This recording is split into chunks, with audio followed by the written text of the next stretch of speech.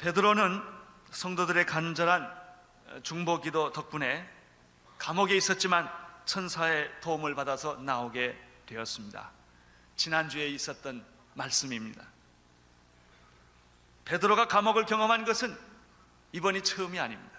세 번째입니다. 첫 번째는 4장 5절에서 베드로가 전도하다가 감옥에 하루 들어가는 이야기가 있습니다. 두 번째는 5장 18절에 보면은 종교 지도자들의 질투와 시기, 미움을 받아서 감옥에 잡혀 들어갑니다. 근데 그때는 두 번째는 천사가 나타나서 감옥 문을 열고 베드로를 빼내는 그런 경험을 하게 됩니다. 세 번째 들어간 경우는 좀 특이한 것이었습니다. 과거와는 달리 베드로를 쇠사슬에 묶었습니다. 손과 발을 묶고 잠을 잘 때도 베드로 옆에 군병들을 둘이 같이 재우게 했습니다.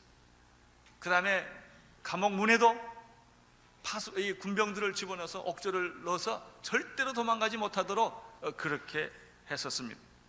베드로 자신도 감옥에서 나올 때 환상이라고 착각할 정도로 불가능한 상황이었습니다. 여기서 한 가지 우리가 깨닫게 되는 것이 뭐냐면, 하나님께서는 쉽거나 어려운 것이 따로 없다는 사실을 압니다. 아무리 두 손에 착고를 채우고 군병들이 옆에 지키고 같이 잠을 잔다 하더라도 하나님이 하시고자 하시면 간단하게 해낸다는 것입니다. 하나님은 감기나 암이나 똑같습니다. 하나님에게는 어려운 것이 따로 있을 수가 없습니다. 문제는 하나님의 뜻이요, 우리의 믿음이 문제입니다. 정말 하나님이 하시고자 하시면 불가능은 없는 것입니다. 11절을 보시기를 바랍니다. 11절 시작.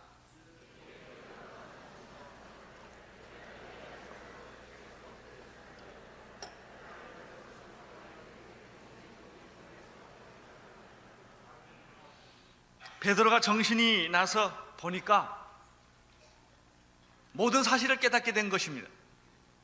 자기가 분명히 감옥에 착고를 채우고 있었는데 어떤 분이 나타나서 자기를 끌고 착고를 풀고 그렇게 든든히 잠겨있는 감옥을 열고 파수꾼들의 눈을 가리우고 이 베드로를 끌고 길가로 온 것이에요. 이게 가능한 얘기입니까? 현실적으로 가능한 얘기입니까? 불가능한 얘기입니다. 그러나 사실입니다. 우리가 신앙생활 할 때 보면은 우리의 지식으로, 우리의 이성으로, 우리의 상식으로, 우리의 경험으로 이해되지 않는 것들이 실제로 되는 수가 있습니다. 굉장히 놀라는 것입니다. 사람들은 그런 일이 일어나면 우연이라고 말합니다. 세상에는 하도 불가사의한 일이 많으니까 그런 것은 하나의 불가사의한 일이라고 그냥 합니다. 하나님이 했다고 말하지 않습니다. 그러면 믿음의 사람들은 하나님이 한 것을 압니다. 우리는 종종 불가능한 상황 속에 있습니다. 그러나 하나님은 이 불가능한 상황 속에 우리 개입하셔서 우리를 인도하여 주십니다. 급할 때는 급하게 인도하십니다. 우리보다 하나님이 더 급할 때가 있습니다. 베드로는 자신이 천사의 손에 이끌려서 감옥에서부터 한 길거리 나왔다는 사실을 알게 되었습니다. 이것이 이런 경험이 신앙입니다. 생활입니다. 우리의 삶의 모든 조건과 환경을 초월해서 역사하시는 하나님 아버지. 여러분, 우리들의 신앙생활에 왜 변화가 없습니까? 우리는 예수 믿는다고 하는 것이 구원받았다고 하는 사실을 하나의 지적인 활동으로 생각하기 때문에 그런 것입니다. 그것은 하나의 사상이나 철학이나 종교적인 한 현상이라고 쉽게 정의를 내립니다. 특별히 배웠다고 하는 사람들은 그런 정의를 쉽게 잘 내립니다. 기독교를 종교의 한 부류로 집어넣고 종교적인 한 현상으로 해석하려고 하는 것입니다. 이것은 종교적인 한 현상이 아닙니다. 실제입니다. 여러분, 천지가 창조된 것은 실제입니다. 아무 누구도 이것은 분석하거나 증명할 길이 없는 것입니다. 그것은 하나님이 직접 하신 것입니다. 인간의 증명이 있기 때문에 증명된 것이 아닙니다. 하나님이 하신 것입니다. 하나님이 인간을 만드신 것입니다. 하나님이 하신 것은 그 이상의 것입니다. 여기에 신앙의 분기점이 있습니다. 이처럼 베드로가 이해할 수 없는 실제적인 경험을 하는 것인가? 아니면 보통 우리가 예수 믿는다고 하는 것이 도덕적이고 정신적인 한 활동에 불과한 것인가? 만약에 예수 믿는다고 하는 사실이 하나의 지적인 사실이요, 정신적인 사실이요, 이런 하나의 도덕적인 것으로만 제한해버린다면 우리는 과거나 지금이나 아무 변함이 없을 것입니다. 그리고 우리 삶에 아무 능력도 변화도 기적도 안 일어날 것입니다. 12절을 보시기를 바랍니다. 12절 시작.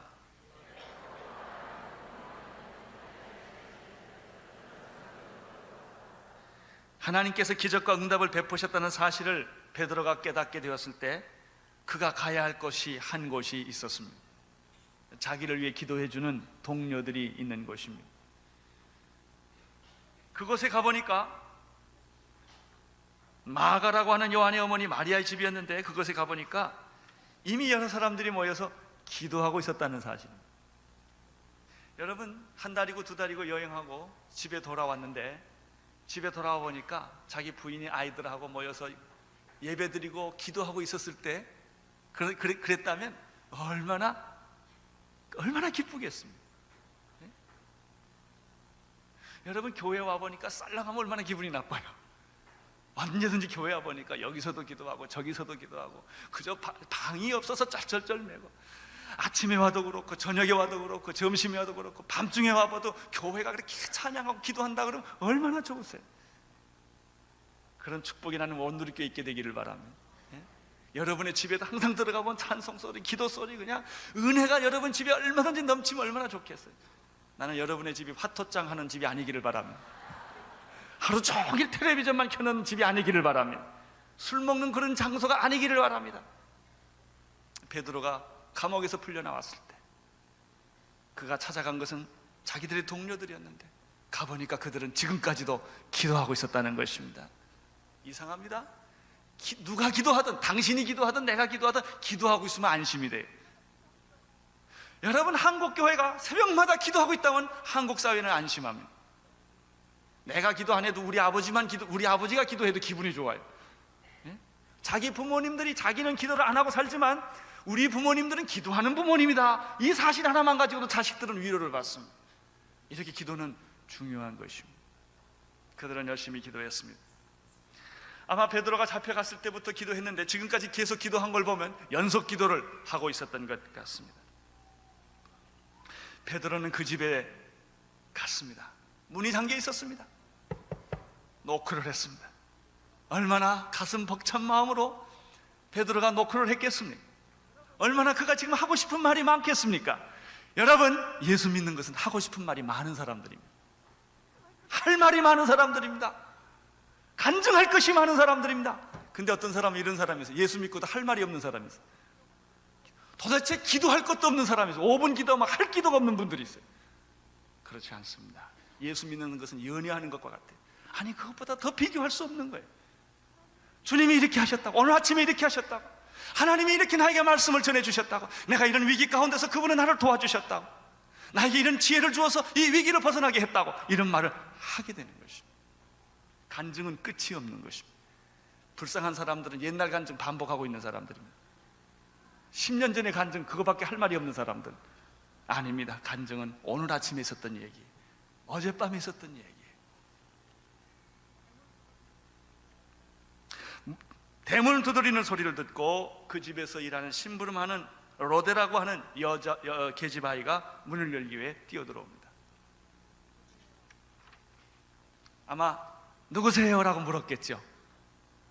베드로는 너무나 흥분이 돼서 나라고, 나 베드로라고 이렇게 말을 했겠죠.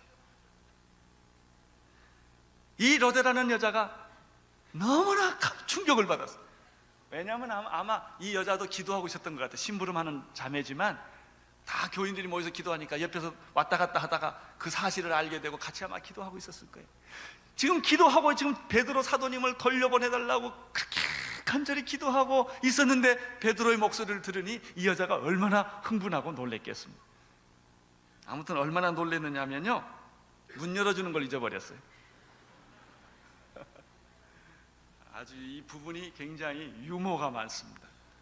아주 그냥 문 열어놓는 걸 잊어버리고 그냥 듣자마자 안으로 뛰어들어간 거예요. 베드로가 왔다는 거예요. 베드로가 왔다고 소리를 질렀습니다. 그래서 놀라운 사실이 여기 우리가 사실을 보게 됩니다. 기도하고 있는 사람들의 반응입니다. 15절 시작.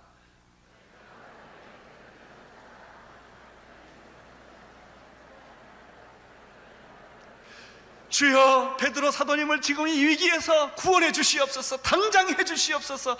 지금 직접 해 주시옵소서. 아주 아마 분명히 그냥 침 튀기고 기도했을 거예요. 열심히 그렇게 했는데 이로되는 애가 베드로가 왔다는 거예요. 그러니까 뭐라 그랬어요? 아멘 하지 않고 미쳤다 그랬어요. 내가 미쳤다. 여러분, 기도 안 하는 게 문제가 아니라 자기가 기도하는 사실을 믿지 않는 데 문제가 있어요. 우리의 거의 대부분의 사람들은 자기가 하는 기도를 잘 믿지 않습니다. 하나님을 자기처럼 생각합니다. 하나님을 인간처럼 생각합니다. 나도 못하는데 하나님이 어떻게 할 거냐? 그런데 그냥 기도나 해보자 하는 겁니다. 이 여자아이는 아니라, 여기 왔다고, 그분이 왔다고 말을 하니까 그 사람들이 조금 양보했습니다. 그래, 아마 오긴 왔을 텐데 베드로의 천사일 거라고. 우리는 여기서 아주 중요한 한 두 가지 메시지를 발견합니다. 첫째는 베드로가 감옥에서 풀려나기를 위해서 기도했는데, 합심해서 기도했는데 실제로 그들이 믿지 않았다는 사실, 이것이 불신앙입니다. 한 동네에 가뭄이 있었습니다. 너무 가뭄이 심해서 온 동네가 목말라 했습니다. 기우제를 드리고 여러 가지 방법을 선택을 합니다. 그 동네에 어느 목사님이 사셨는데 그 가정에서도 모여서 간절히 비가 오도록 기도했습니다. 다 기도가 끝나고 밖으로는 나가려는 아버지에게 아들이 아버지 우산하고 우산을 드렸습니다. 웬 우산이냐? 아버지 비 오게 해달라고 기도했잖아. 이 아들은 그대로 믿은 거예요. 아버지는 믿지 않았어요. 우리는 우리가 기도하고 믿지 않는데 큰 병이 있습니다. 여러분은 여러분이 기도한 사실이 이루어질 것을 믿습니까? 정말 믿어요? 그러면 대단한 분들입니다. 굉장한 분들입니다. 그렇게 믿을 수 있다면. 우리가 머리 숙여 기도할 때는 나도 모르는 소리 많이 합니다. 부름받아 나서님은 어디든지 가오리다. 눈 뜨면 가긴 어딜 가요? 절대 안 갑니다. 그래서 우리는 늘 기도 속에서 자기를 속이고 있는 것입니다. 그 기도하면 자기가 그런 사람인 줄 알아요. 눈 뜨면 그런 사람이 아니에요. 어쩌면 기도할 때는 성령님이 역사하여 주셔서 내가 모르는 말들을 막 하게 합니다. 헌신을 하게 합니다. 주여, 내가 죽기까지 주를 따르오리다. 그런데 내 생명까지, 생명은 그만두고요, 조그만 손해봐도 속상해. 실제로 눈 뜰 때는 자존심 따지고 이해관계 따지고 시간 따지고 나를 알아줬냐 안 알아줬냐 따지고 다 따집니다. 여러분, 우리가 기도한 대로 믿을 수 있게 되기를 바랍니다.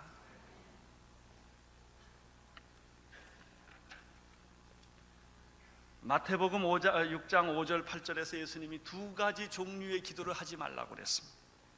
첫째는 사람에게 보이려는 쇼를 하는, 외식하는 기도하지 말라고 그랬습니다. 바리새인과 서기관들은 얼마나 자기가 거룩하고 기도 많이 하는 사람인가를 모든 사람이 보도록 기도를 했습니다. 온몸에 술을 달고 성전 골목골목 돌아다니면서 기도하고 자기가 금식했다는 사실을 얼마나 선전했는지 모르고 그런 기도하지 말라고 그랬습니다. 내가 기도를 누구한테 하느냐 말이죠. 너 자신한테 하는 것이 독백이에요. 우리는 독백하는 게 아닙니다. 자기 한풀이로 기도하는 것도 아닙니다. 사람에게 보이기 위하여, 칭찬받기 위하여 기도하는 것도 아닙니다. 종교적인 하나의 덕을 쌓기 위해 기도하는 것도 아닙니다. 기도는 살아계신 하나님께 드리는 것입니다. 또 한 종류의 기도를 조심하라고 말했습니다. 그건 진실성이 없는 형식적인 주문성 중언비도 중언부언하는 기도 하지 말라고 그랬습니다. 어떤 사람은 기도 들어보면 어제나 오늘이나 영원토록 동일한 기도를 계속하는 분이 있어요. 항상 똑같은 서론, 똑같은 내용, 똑같은 형식. 6절에서 예수님은 이렇게 말했습니다. 너희가 기도할 때 골방에 들어가 문을 닫고 은밀한 중에 계신 내 아버지께 기도하라. 은밀한 중에 보시는 내 아버지께서 갚으시리라. 아멘. 하나님은 기도를 한 번도 땅에 떨어뜨리시는 법이 없습니다. 여러분이 하는 기도는 다 하나님이 들으십니다. 오늘 성경에 보면은 제자들이 그 사도행전의 교우들이 베드로 사도가 돌아오기를 위하여 합심해서 간절히 기도했습니다. 베드로가 돌아올 때까지 기도했습니다. 이것은 아주 칭찬하고 좀 존경해야 될 만한 아주 큰 일입니다. 그런데 이 사람들이 하나님이 이렇게 기도를 빨리 응답해 줄 것을 미처 몰랐던 거예요. 여기서 우리는 또 한 가지 사실을 배웁니다. 하나님은 우리보다 급하다.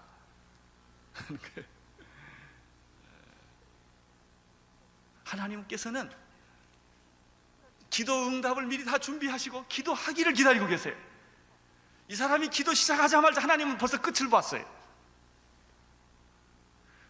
저는 여기서 또 아주 지금까지 우리가 배우지 못했던 새로운 걸 하나 배워요.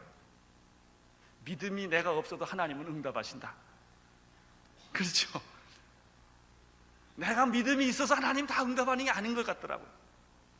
내가 기도를 하니까, 내가 다 믿으니까, 내가 의롭게 사니까 하나님이 날 축복해 준 게 아니에요.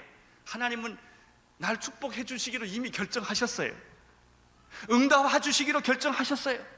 근데 내가 그렇게 믿음 갖기를 하나님이 기다리고 있는 거예요.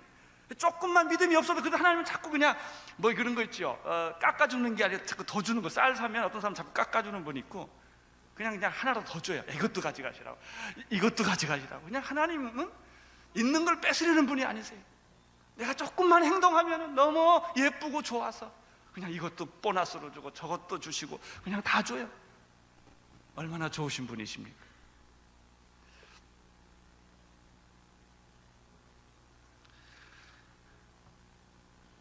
가끔 우리는 이런 질문을 합니다. 왜 하나님은 응답이 없을까? 왜 하나님은 나를 이렇게 오래 기다리게 하실까? 여러분 놀라지 마십시오. 하나님이 빨리 응답하실 것은 믿음이 없어도 더 빨리 주시고요, 하나님이 더 급해요. 그리고요, 기다리게 하실 것은 오래 기다리게 하십니다. 지금 주면 안 되니까. 자식이요, 칼 달라고 그러면 칼을 쓸 수 있는 나이가 되어야 주지, 면도칼을 다룰 수 없는 나이에는 그 칼은 자기를 상처 주는 거예요. 하나님이 여러분의 인격을 아시고 여러분의 상황을 아시고 어떤 것은 안 주시기도 하십니다. 아주 고생을 시키시게 합니다. 아주 곤욕을 치르게 하십니다. 하나님은 그것이 내게 유익이 되기 때문에 그렇게 하실 수도 있는 것입니다. 절대로 염려하지 마십시오. 내게 하나님이 기도를 응급으로 주셨거나 늦게 주셨거나 안 주시거나 하나님은 눈동자처럼 자기 자녀를 보고 계신다는 사실입니다.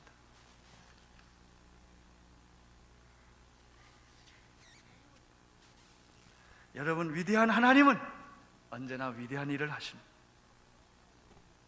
여러분, 하나님을 나처럼 생각하지 마십시오. 하나님은 여러분이 아니십니다. 하나님은 질적으로 다르신 분이십니다. 우리 하나님은 위대하시고 놀라우신 분입니다. 그분은 자기의 속성대로 위대하고 놀라운 일들을 우리를 통하여 하시기를 원하십니다. 나는 온누리교회가 이 위대한 하나님의 위대한 일들을 하게 되기를 바라는 것입니다. 여러분들의 생애를 통하여 하나님이 위대한 일을 할 수 있게 되기를 바랍니다. 두 번째, 기도를 하셔야 합니다. 위대한 하나님의 일을 이루기 위해서는 무릎 꿇고 기도하는 시간을 가져야 합니다. 마틴 루터는 하루에 3시간 기도했다는 얘기를 들었어요. 급할 때는 4시간 기도한다고 합니다. 급할수록 기도하셔야 합니다. 무릎을 꿇으셔야 합니다. 여러분, 기도하는 것처럼 간단한 게 어디 있습니까?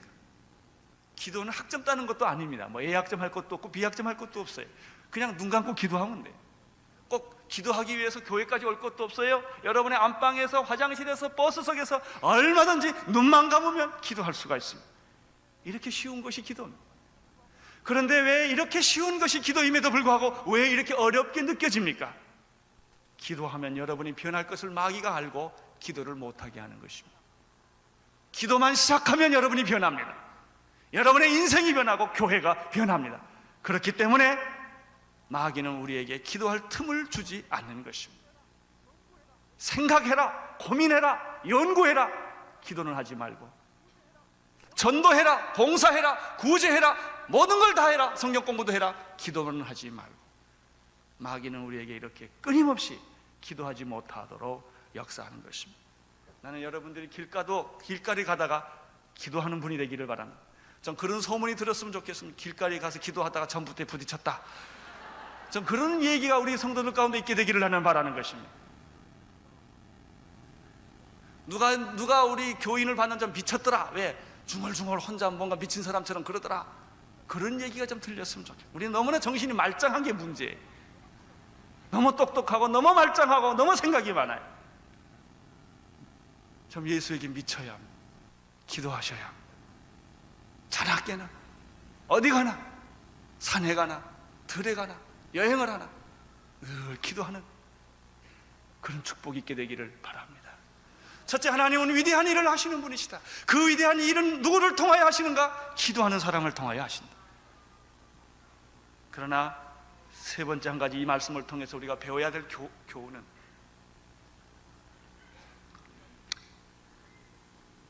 응답되지 않을 것 같은 기도라도 믿으시기를 바랍니다.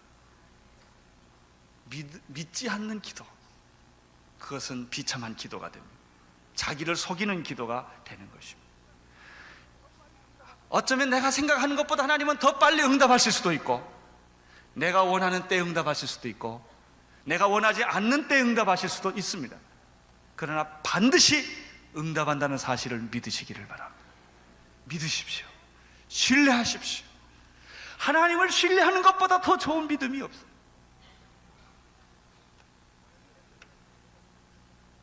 오늘 이 메시지를 통해서 또 한 가지 발견하는 사실은, 이 로데라고 하는 여자아이가 소유한 기쁨이에요. 노크를 할 때 이 여자가 누구요? 라고 물으니까 나 베드로다 라고 말을 했을 때 이 여자가 얼마나 기뻤는지, 얼마나 놀랬는지, 그냥 문을 열지도 못하고 뛰어갔다고 그랬습니다. 여러분의 이 기쁨이 있으세요? 이 감격이 있으십니까? 여러분, 예수 믿는 것은 평범한 사건이 아닙니다. 만약에 예수를 믿는 것이 예전이나 지금이나 별다른 차이가 없다면 뭔가 잘못 믿고 있는 것입니다. 그분은 예수가 아닙니다. 예수님이 정말 예수님이라면 우리 이렇게 사는 게 아닙니다. 그것은 내가 무엇을 얻어서 갖는 기쁨이거나 내가 무엇을 성취해서 얻는 기쁨이 아니, 그냥 기쁜 거예요. 말할 수 없이 기쁜 거예요. 이런 기쁨을 가진 여자가 또 하나 있었어요. 요한복음 4장에 나오는 수가성의 여자예요. 이 여자는 목마른 여자였어요. 인생이 목마른 여자였어요.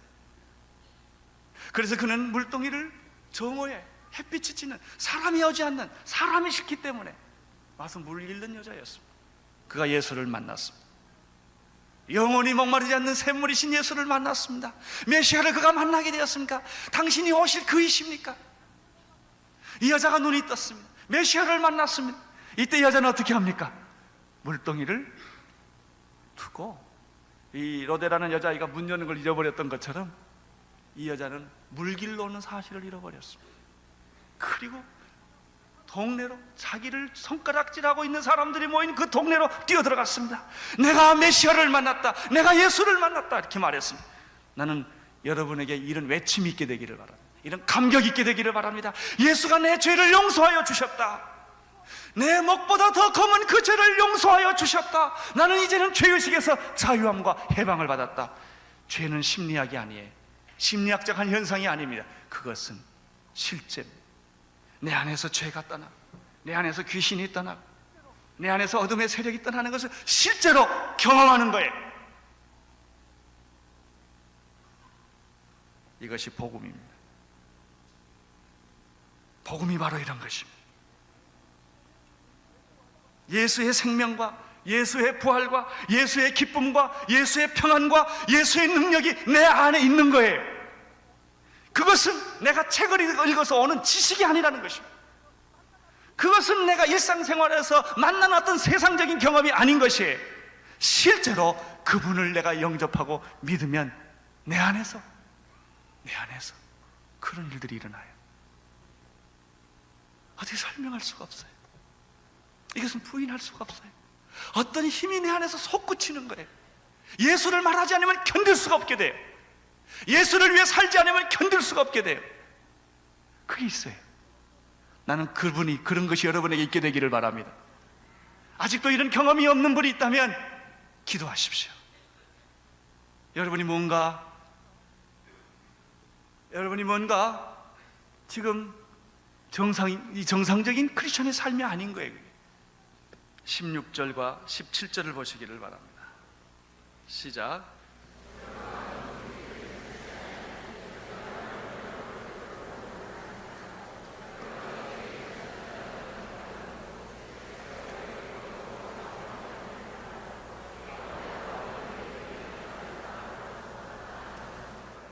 여기서 우리는 하나님의 승리를 봅니다. 핍박과 고난이 있을지라도 하나님께서는 이렇게 응답하고 승리하신다는 사실을 우리에게 보여주고 있습니다. 고난을 두려워하지 마십시오. 핍박을, 그리고 역경을, 좌절을 두려워하지 마십시오. 우리가 어떤 때는 기도하기조차도 용기를 잃어버릴 만한 사건들이 있습니다. 참 기도하기도 힘이 들어요. 하나님, 이게 웬일입니까? 어쩌면 이런 일도 내게 있을 수가 있겠습니까? 이렇게 우리가 좌절할 때가 있어요. 그래도 기도를 포기하지 마십시오. 믿고 나가십시오. 밀고 나가십시오.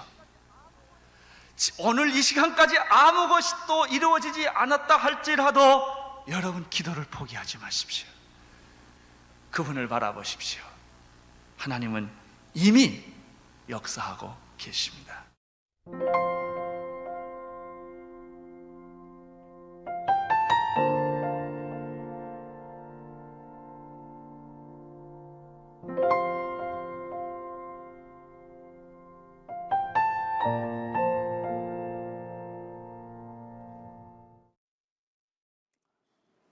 예수님께서 전도하러 예루살렘, 갈릴리, 사마리아를 두루 다니는데 지금은 예루살렘을 사마리아를 가게 됐어요. 이 사마리아는 유대인들과는 아주 껄끄러운 관계입니다. 적대적 관계입니다. 서로 말을 안 합니다. 그래서 서로 같이 자리에 있지 않는 그런 관계인데, 이 여자가 예수님이 사마리아를 통과하게 되었습니다. 여기서 예수님이 너무 힘들어서 우물가에 피곤한 모습을 하고 쉬었어요. 여기서 먼저 발견할 게 있어요. 예수님도 피곤하셨다. 여러분 피곤한 거는 당연한 거예요. 여러분만 피곤하지 않으세요. 잠을 푹 자고 싶다든지, 일은 태산처럼 보이고, 그래서 마음도 지치고 몸도 지칠 수 있는데, 나는 예수님이 피곤하셨다는 말에 얼마나 기분이 좋은지 모르겠어요.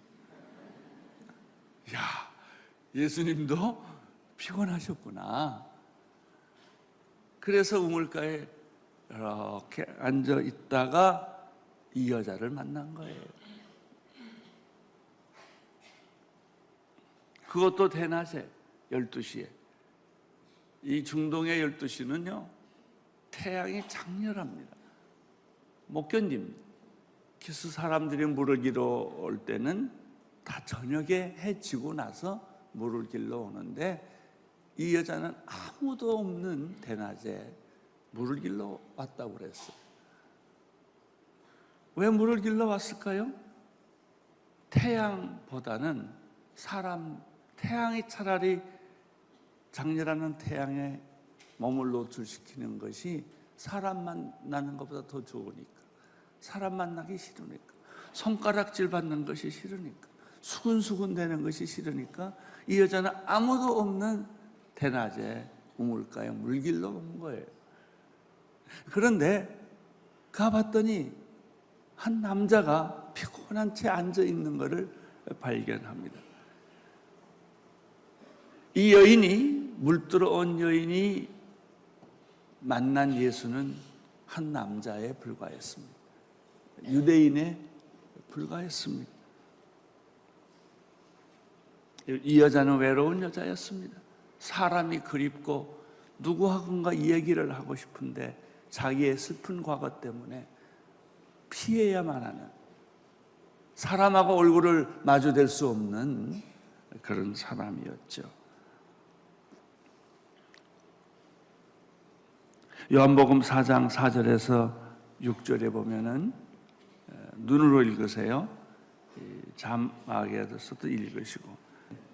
4장 4절부터 6절까지 읽겠습니다. 갈릴리로 들어가려면 사마리아의 지방을 거쳐야만 했습니다.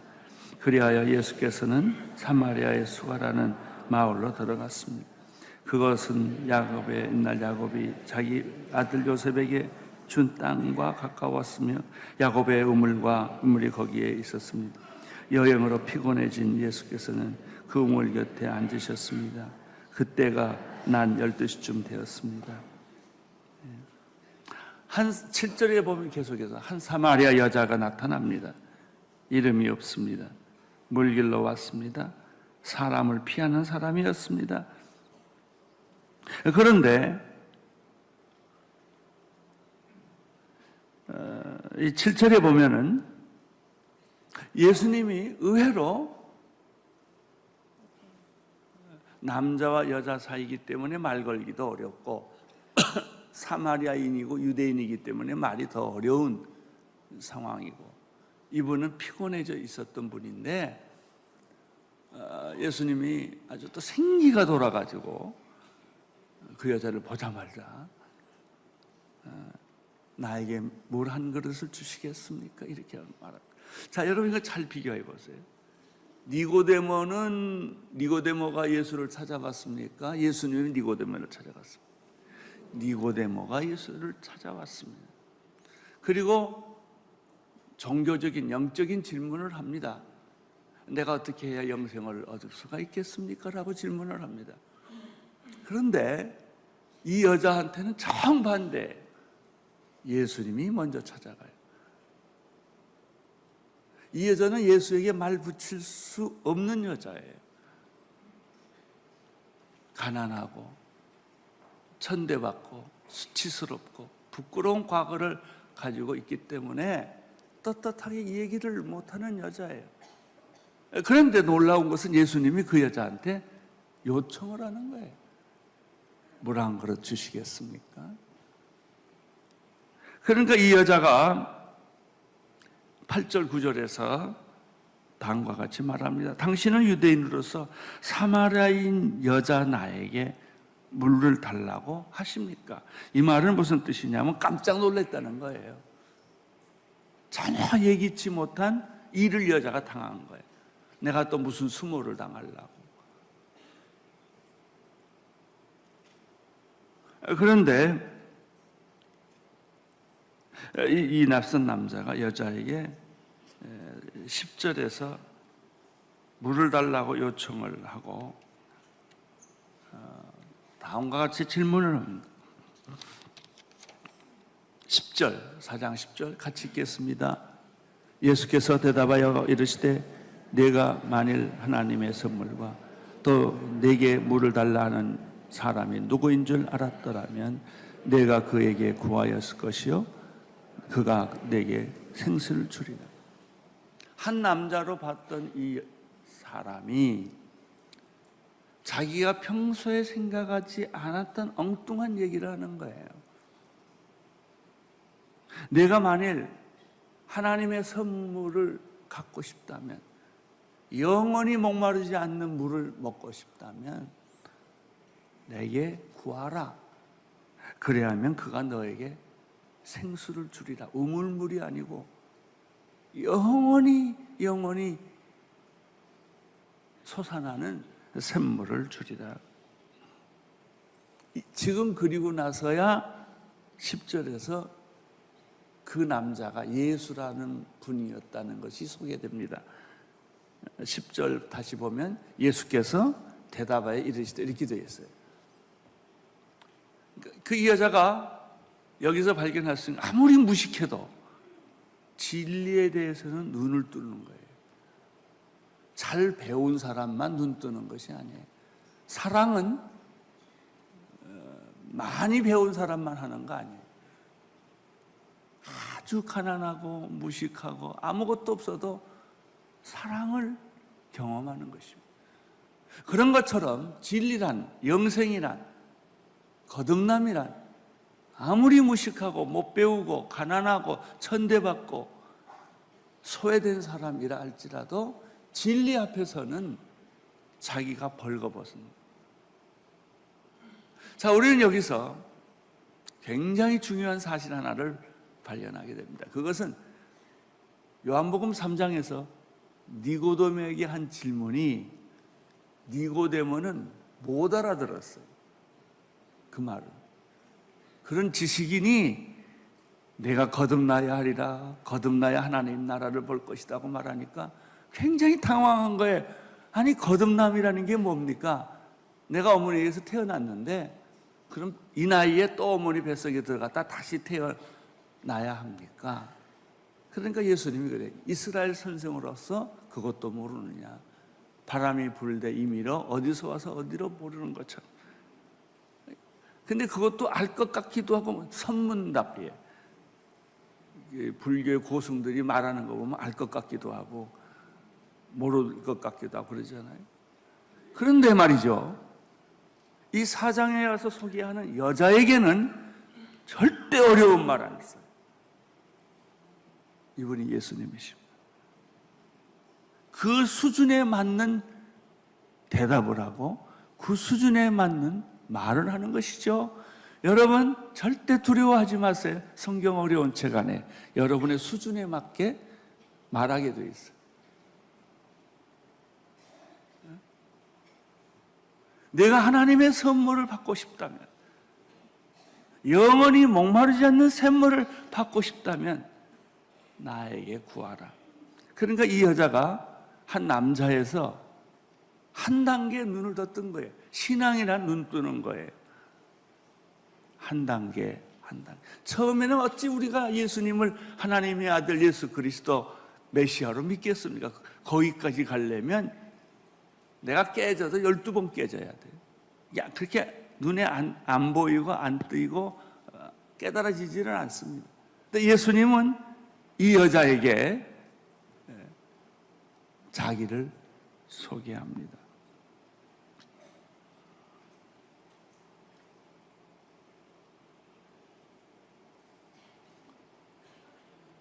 우리는 여기서 요한이 요한복음을 기술할 때 정말 정교해요. 이게 굉장히 정교하고 아주 그 계산적으로 비교를 했어요. 이 니고데모와 사마리아의 여인. 그리고 니고데모가 질문한 질문을 대답을 누구한테 줬냐면 사마리아 여인에게 줬어요. 아주 재밌죠.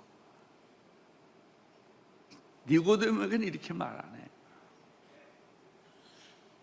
네가 똑똑하니까 네가 알아서 깨달아라, 그거예요. 이 여자가 눈을 뜨게 되고 그 눈에 우선은 육체적인 희망이 생긴 거예요. 아니, 하나님의 선물도 주신댄다. 또 영원히 목마르지 않는 물을 주신댄다. 이렇게 말하니까 놀란 거예요. 우리는 이전에 여기서 하나 배우는 것이 있어요. 예수님은 사람에 따라, 수준에 따라, 형편에 따라 접촉하는 방법이 다르다. 우리는 늘 우리의 수준으로 얘기하고 우리의 수준으로 말을 하죠. 그래서 어떤 때는요, 우리 말을 듣고 상처받는 사람 많아요. 옷 입는 것 보고도 상처 입는 사람 많고, 아주 세트로 확 입는 사람하고, 그러지 못한 사람들은 우선 기가 죽어요. 그래서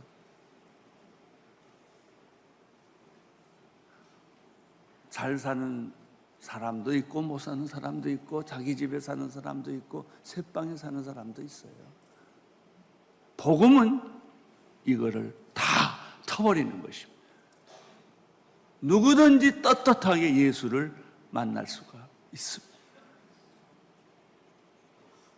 이 여자는 복잡하지 않아요. 그냥 말 그대로 믿는 거예요. 제발 내가 여기에 12시에 물길로 안 왔으면 좋겠다. 사람 좀 안 만났으면 좋겠다. 인간답게 떳떳하게 살았으면 좋겠다. 이게 내면 깊숙하게 있는 요구예요.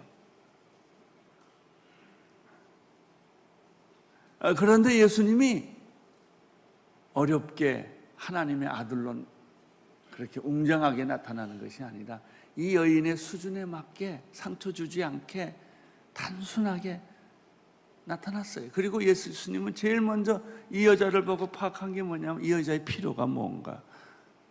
지금 우리가 대화가 안 되는 건요, 상대방의 필요를 모르고 내 필요만 말하기 때문에 그래요. 상대방의 얘기는 안 듣고 내 얘기만 계속 하니까 그 사람은 하품하고 졸 수밖에 없는 거예요. 저런 얘기를 나한테 왜 하나?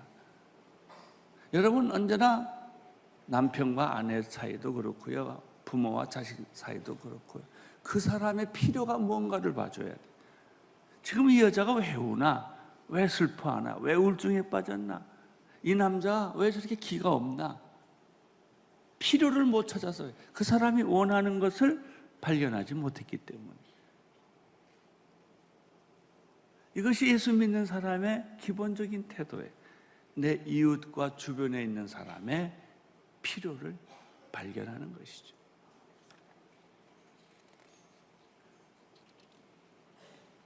눈을 뜨게 됐습니다.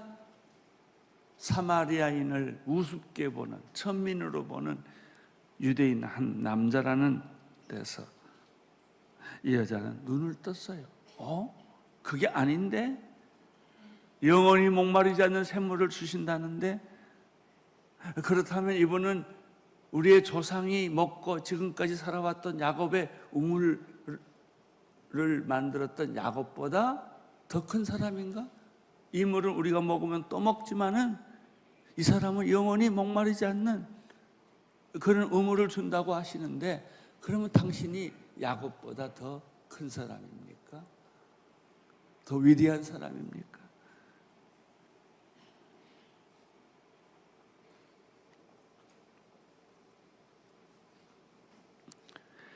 이렇게 생각하는 순간에 이 여자의 영혼은 생기가 돌기 시작을 했어요. 11절 시작. 여인이 예수께 말했습니다. 선생님에게는 두레박도 없고 이 우물에서 선생님께서는 어디서 생수를 구한다는 말입니까? 12절. 선생님이 우리 조상 야곱보다 더 크신 분입니까? 야곱은 우리에게 이 우물을 주었고 그와 그의 아들과 가족들이 다 여기서 물을 마시지 않았습니까? 톨스토이가 쓴 성경이 있어요. 그러니까 성경을 쉽게 다시 서머라이즈 또는 요약해서 만든 성경이에요. 거기 보면 좋은 말만, 어려운 말은 다 빼고 오른뼘밤 치면 왼뼘밤을 돌려대라. 작은 길, 넓은 길로 가지 말고 작은 길을 가라. 친구를 위하여 목숨을 버리면 이에 있어서 큰 사랑이 옵니다. 이제 이런 말만 골라서 이제 했죠. 그러나 그 요약된 성경에도 메시아가 보이지만은 진짜 메시아는 톨스토이 성경이 아니라 이 성경을 읽어야 돼요. 그래야 진짜를 만나요.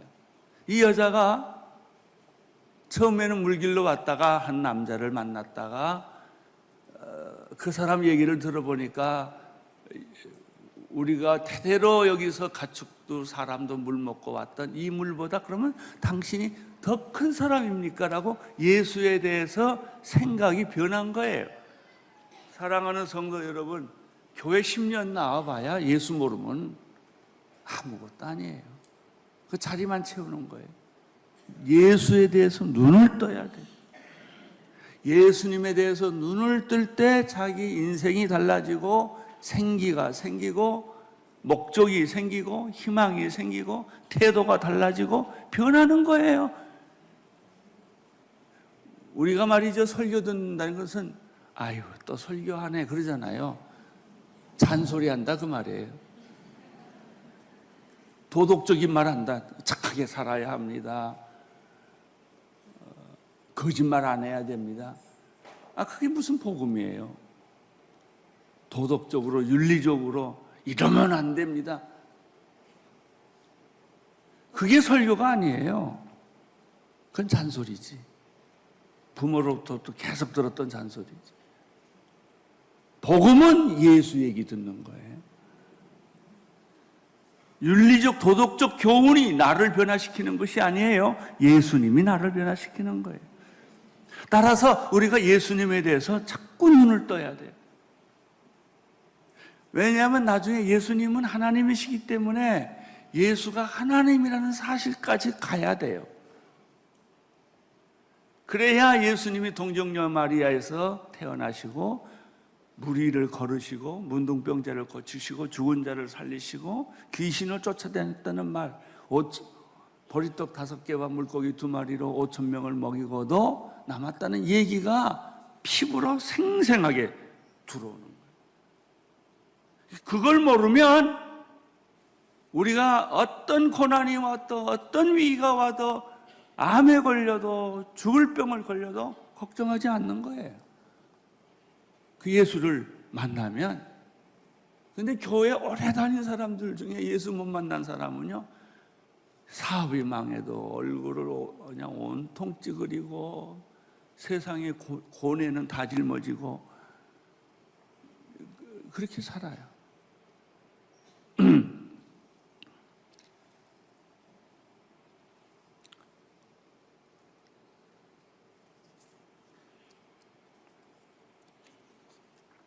13절, 14절 읽어보겠습니다. 시작. 예수께서 대답하여 가라사대 이 물을 마시는 자마다 다시 목마르뇨 내가 주는 물은 마시는 자는 영원히 목마르지 아니하리니 내가 주는 물은 그 속에 영생하도록 솟아나는 샘물.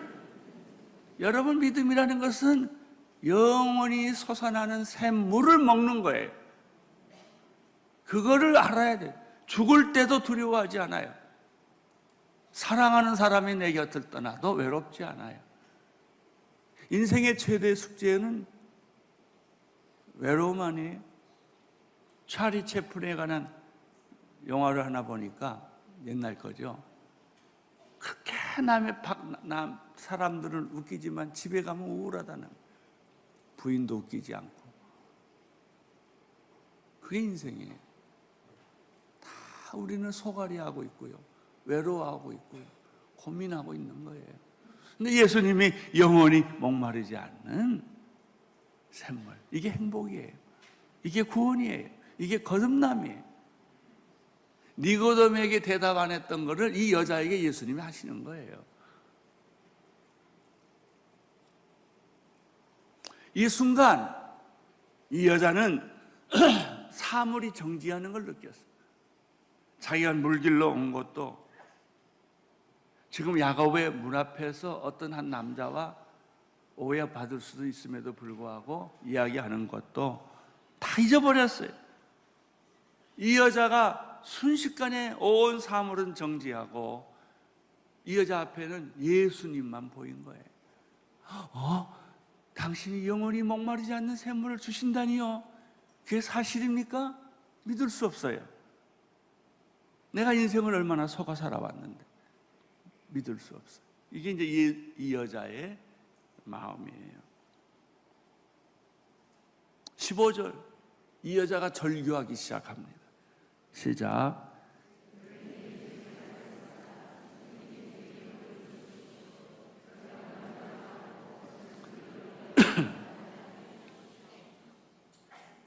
이 여자가 외칩니다. 주여, 그런 물을 내게 주십시오. 나는 사실은 이 물 들어왔지만 내가 원하는 것은 다시 이 물 들어오지 않게, 난 12시에 물 들어오지 않게, 사람 만나지 않게, 내 수치감과 상처를 다시 확인하지 않게, 나에게 그런 물이 있다면 가짜라도 좋으니 주십시오. 이게 이 여자의 외침이에요. 여러분, 이 구원이라고 하는 것은 이 외침이 필요해요. 나는 예수님이 필요해요. 나는 그러나 확신할 수는 없어요. 당신이 부활했다든지 기적을 베풀었다든지 그런 것들은 사실이 아닐지 모르지만 사실이 있으면 좋겠어요. 이것이 영혼의 절규. 자살 직장까지 간 사람들이 얼마나 영혼이 외로웠겠어요. 절규. 이런 물을 주십시오. 그러니까 참 자기가 물 들어온 거나 자기 삶이나 이 환경이 어려운 것들은 다 지금은 스톱해버린 거예요. 그리고 예수의 말이 자기 귀에 쏙 들어온 거예요. 이 말은 무슨 말이냐? 내 인생은 목마르고 나는 어디에 나타날 수 없는 수치를 가진 사람인데 이것을 해결해 달라는 것이고, 예수님은 이 여자가 필요한 게 뭐냐? 영원히 목마르지 않는 외로움이 없는 삶. 이 여자가 필요한 것은 뭐냐? 수치심과 거절감과 사람을 떳떳하게 만나는 자존감을 잃어버린 것, 이런 데서 해방받는 것입니다.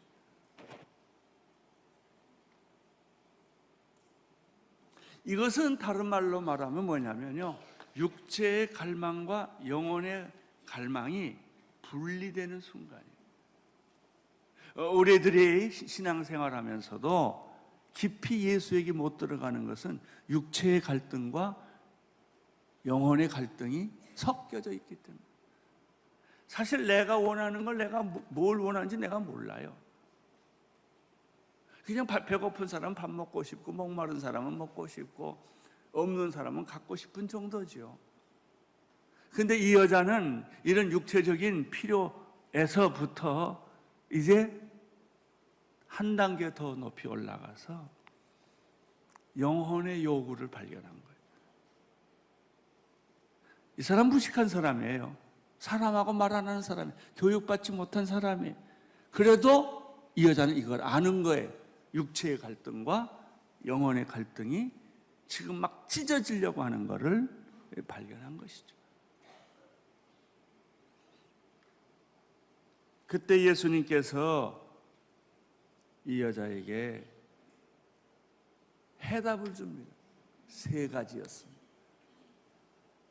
첫째는 내가 영원히 목마르지 않는 샘물, 다시는 물을 기르러 올 필요가 없는 그 목마름에서부터 해방받는 길은 3가지가 있다. 첫째는 회개다. 여러분의 인생에 있어서 정말 회개하지 않고 예수님 없습니다. 못 만납니다. 이 교회 다니는 거 다 쇼예요. 자기 만족이에요. 예수님이 갑자기 화제를 바꿔요. 16절에서 19절에 보면은 화제를 바꿔요. 그 내용이 뭐냐면 내 남편 데려오라. 지금 물하고 남편하고 무슨 상관이 있어? 근데 예수님이 화제를 확 돌리는 거예요. 내 남편 데려와라. 그러니까 여자가 말했어요. 난 남편이 없습니다. 그 말이 옳도다. 너는 원래 남편이 5이 있었는데, 그러니까 5 남자를 거친 거예요. 이 여자하고도 살아보고, 이 남자하고도 살아보고, 저 남자하고 살아봐도 인생이 만족이 없고, 속고, 늘 매맞고, 쫓겨다니고, 야단 맞고, 이랬던 거예요. 그러니까 또 그 남자하고 헤어지고, 또 왕자가 하나 같은 남자가 나타나면 희망이 있을까 하고 또 결혼해보면 아무것도 아니고, 그리고 지금 내가 살고 있는 남자도 네 남편이 아니다. 그러니까 이 여자가 더 놀란 거예요. 예수 믿는 것은 놀람의 연속이에요. 놀란 거예요. 아니, 나는 한마디도 안 했는데 어떻게 당신은 나를 아십니까? 내가 이렇게 외롭고 고독하고 죽고 싶고 수치스러운 내 인생 어떻게 당신이 압니까? 그런 사람들 참 많아요. 빚을 진 사람, 사업에 망한 사람, 결혼에 실패한 사람, 당신이 어떻게 나를 아냐 이거예요. 근데 예수님은 다 알고 계세요. 다 알고 계세요. 그래서 네 남편이 없다는 말이 맞다. 너는 지금 살고 있는 남자도 곧 떠날 남자다 하는 것이죠.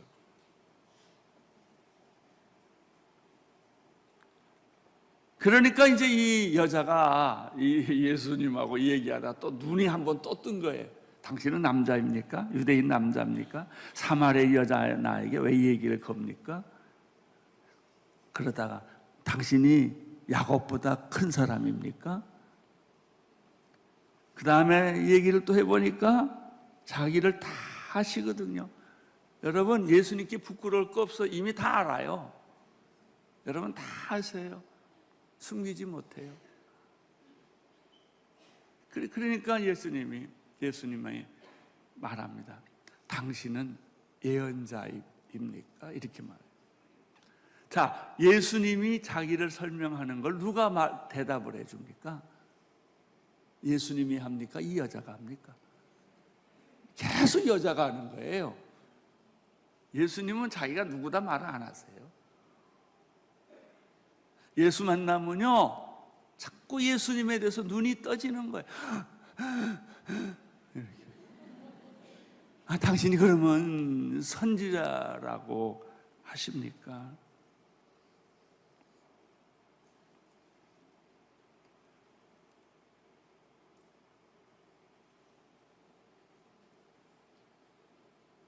그런데 그러면서 여자가 말합니다. 이제 이 여자가 막 영적인 성장이 급속도로 일어나는 거죠. 우리 조상들은 말하기를 예루살렘에서 예배하라고 하는데, 또 종교적인 사람들은 뭐 사마리아에서 예배, 뭐가 먼저죠? 그런 얘기를 해요. 첫째, 회개를 해야 예수가 보여요. 여러분의 죄를 인정해야 예수가 보여요. 두 번째, 예수가 보이면 두 번째 보이는 게 예배예요. 예배 드린다는 것은 예수님을 만나는 결정적인 사건이에요. 자기가 죄인이라는 사실을 깨닫고, 이 여자가 우리가 예루살렘에서 예배 드려야 됩니까? 사마리아에서 예배 드립니까? 예배에 대한 질문을 해요. 예루살렘 이 산도 말고 저 산도 아니다. 너희가 진정으로 예배할 때가 온다. 메시아를 발견하면, 예수를 발견하면 예배를 드린다. 예배는 쇼가 아니에요. 화려한 무대 장치를 만들고 좋은 노래를 하는 것만으로는 예배가 아니에요. 메시아를 발견하는 게 예배예요. 회개를 하는 것이 예배예요. 화장 다 지워지고 속눈썹까지도 다 지워지고 눈물이 펑펑 쏟고 콧물을 흘리고, 그리고 내가 메시아를 만나는 것, 그것이 신앙이에요. 그래서 이 여자가 말해요.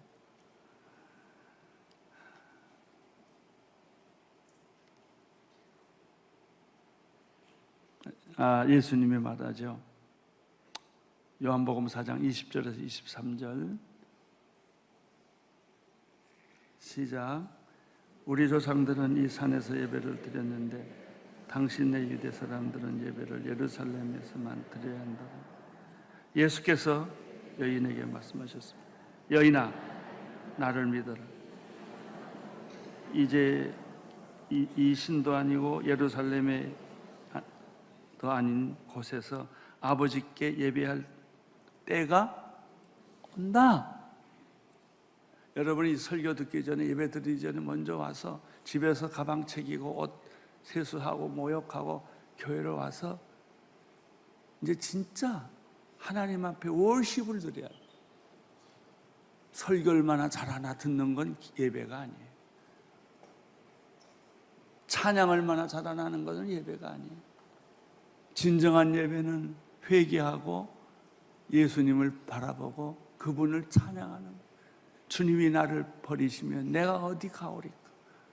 주여, 천부의 의지 없어서 손들고 나가. 돌아온 탕자를 받아주십시오. 이제 내가 당신 앞에 예배를 드립니다. 이 말을 듣고 이 여자가 또 생각이 바뀌었어요.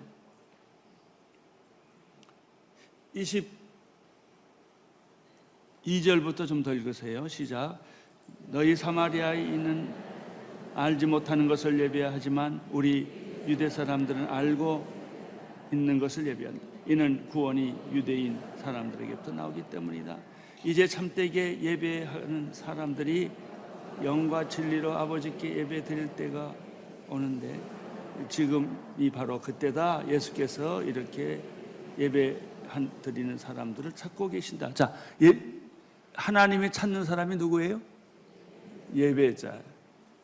목사 찾는 것도 아니고 권사 장로 찾는 것도 아니에요. 예배를 안 드리면 목사도 아니고 예배를 안 드리면 장로나 권사나 집사도 아무것도 아니에요. 예배 드려야 돼요. 가난한 심령, 회개하는 심령, 천부의 의지 없어서 손들고 옵니다. 주 나를 박대하시면 내 어디 가리?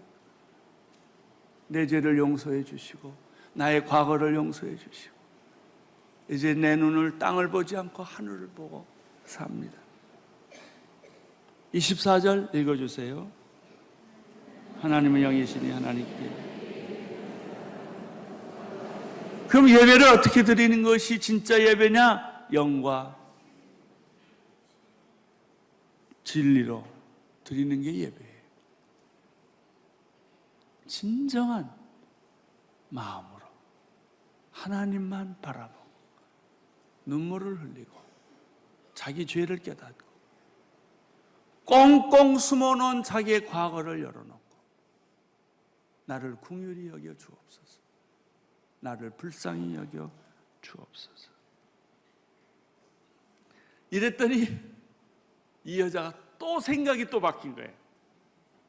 아니, 우리의 희망은 그리스도라는 메시아가 태어나서 우리를 오셔서 해방시킨다는데, 아니 그러면 당신이 메시아라는 뜻입니까? 한 남자에서 메시아까지. 이 여자의 생각은 점점 변했어요. 시간 얼마나 걸렸어요? 한 30분. 여러분 30분 안에 메시아 만날 수 있습니다. 10년, 20년 JDS 해라, 제자 훈련 받아라, 1대1을 해라, 큐티를 해라. 그래야 만나는 거 아니에요. 그건 내가 성숙해가는 프로그램이고 예수 만나는 과정은 간단해요. 간단해요. 갈등, 갈망이 있어요. 내가 예수 영원히 목마르지 않는 샘물이 필요합니다. 이 샘물을 받기 위해서는 첫째 회개가 필요합니다. 두 번째 예배가 필요합니다. 예배를 드려야 합니다. 우리 교회 불행은 눈물 흘리는 사람이 별로 안 보인다는. 프로그램과 형식에 우리가 예배 드릴 때가 많아요. 아니에요. 하나님의 심정에 깊이 빠져야 돼. 오늘 본문의 마지막에 예수님이 이렇게 말하십니다. 내가 그로라. 내가 메시아다. 할렐루야. 참 우리는 여기서 예수님의 신비스러운 모습 봐요. 예수님은 절대 말 안 해요. 자기가 말하게 해요. 그것도 갑자기 말하라고 그러지 않아요. 점진적으로 예수에 대해서 눈뜨게 해요. 사랑하는 온누리교회 성도 여러분, 온누리교회에 사람 많이 모이고 또 아주 예배 좋다 이런 말은 유익하지 않아요. 이제 우리가 갈 일은요, 업그레이드 하는 거예요. 눈 뜨는 거예요. 변화해야 되는 거예요. 적당히 예수 믿는 거, 제가 이번에 아프면서 깨달은 거는 적당히 집사되고 적당히 장로되고 적당히 목사하고 노 땡큐 그런 사람하고 일 안 해요. 그냥 올 때는 오고 갈 때는 가고 얼렁뚱땅 예수 믿는 사람은 저희 밖에 가서 믿으시고, 이 교회는 신령과 진정으로 예배드리는, 회개하는, 가슴 치는, 눈물을 흘리는, 하나님께 경배와 찬양을 드리는 그 영혼들로 가득 찼으면 좋겠다. 그래야 여러분의 인생이 변하고 얼굴이 변하고 삶이 변하고 그렇습니다. 제가 어떤 사람의 얘기를 들으니까 자기 1대1을 가르쳐주는 언니가 있는데 결혼이 그렇게 안 되는 거예요. 자기는 결혼이 다 된 것처럼 되는데 계속 안 되고, 이 언니는 그냥 기도만 했는데 한 달 만에 결혼했대. 참 신비스럽다고. 걱정하지 마세요. 기도하세요. 예배드리세요. 하나님 마음에 드세요. 그러면 하나님도 여러분을 다 메인 것을 풀어주실 것입니다. 아멘. 기도하겠습니다. 하나님 아버지, 오늘 성도들이 수가성의 불쌍한 여인처럼 예수 만나 춤추고 기뻐하고 소리 지르고 동네로 뛰어들어가서 그런 감동적인 삶을 살게 하여 주옵소서. 예수님 이름으로 기도합니다.